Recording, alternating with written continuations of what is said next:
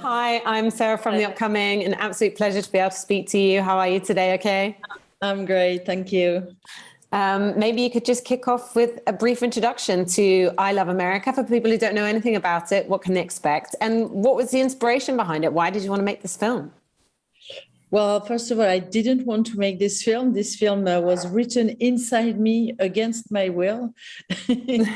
So, yeah, I was in lockdown and I was like, oh, this is perfect timing to not do anything. And unfortunately, all this happened. I mean, fortunately and unfortunately, my mom died and I had to meet people on Tinder because all the bars were closed. And so all these experiences met and I began to write. But first it was just like journaling. And suddenly I was like, there's a movie here. Mm-hmm. And obviously you've worked with Sophie before. So what is it about her as an actress that really appeals to you? And, why did you know she was perfect also for this film?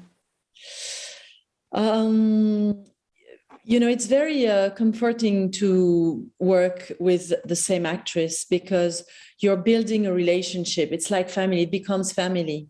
And Sophie is exactly the same age as me. She's 1 year younger, but we grew up together. I had LOL with her, and then I had Quantum Love, and now this one. And to me, it's a trilogy about being a woman, going through these ages, and what is it about? And I think that having the same actress makes me feel like a continuity in my head also. And what to say, she's the most beautiful actress in France. She is absolutely stunning and she's an amazing professional. So why shouldn't I? That's a better question.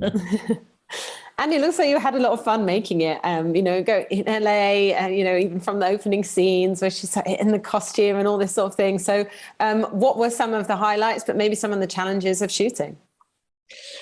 Well, the biggest challenge is that I decided that LA was so beautiful on sunset that instead of shooting all the scenes at night as they were written, I decided to shoot them on sunset, meaning instead of having 5 hours of shooting, I only had 1.5.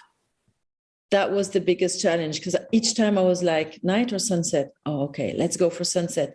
And suddenly it became like a rush to, have everything in 1 hour, as opposed to take my time and do many shots and stuff like that. But I think it was worth it because to me, LA is also this light.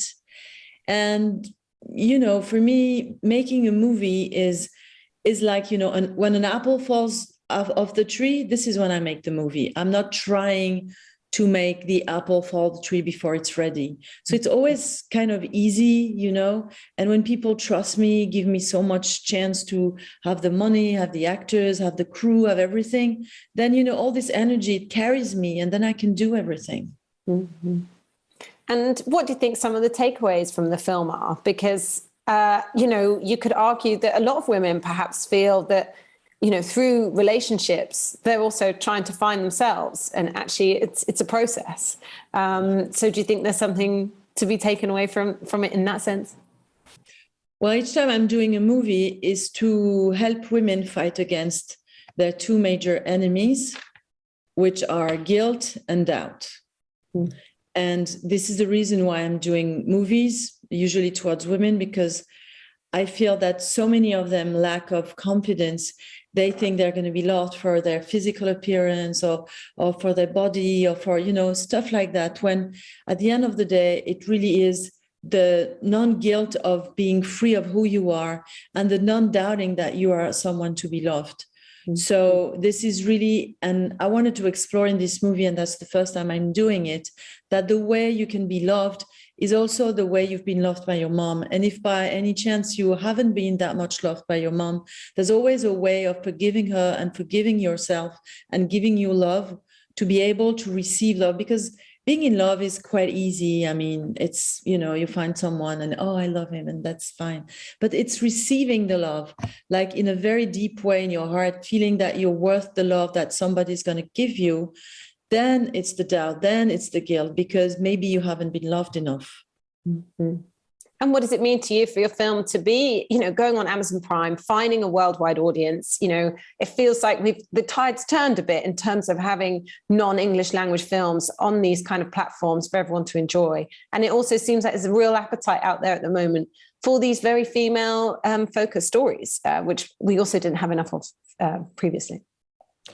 Well, I can't tell you how happy I am, because I always felt that my movies could be international. I've always felt happier in English. Don't ask me why, I have no idea. And to be able to reach an worldwide audience is, for me, my goal from the very beginning. I was doing movies, but, I was in France doing theater movies.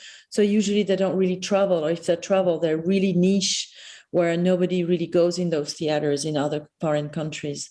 So I'm super happy. I'm excited to see what it's going to be. I'm a little bit worrying that, I'm going to be lost not in translation, but I'm going to be lost in all the offers that are worldwide. Why somebody who lives in Peru or even in the UK or in the States would choose my movie, but then I'm praying very hard that they might do, and that would be the best reward for me.